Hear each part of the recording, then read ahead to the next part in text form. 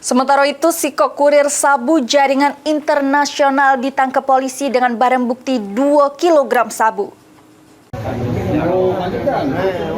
Tersangka RH, kurir sabu jaringan internasional Malaysia ini ditangkap pas ngelintas di Jalan Lintas Indralaya Prabu Muli, tepatnya di depan kampus Unsri dengan barang bukti 2 kg.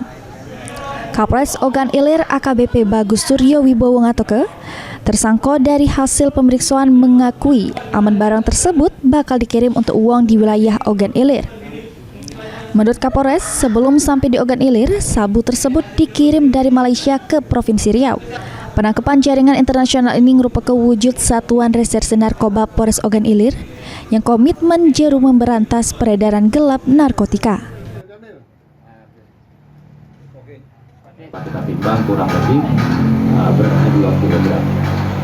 Untuk tersangka yang diamankan di sini atas nama RH, warga mana tadi? Sejaro, Tanjung Sejaro, warga Tanjung Sejaro, Indralaya.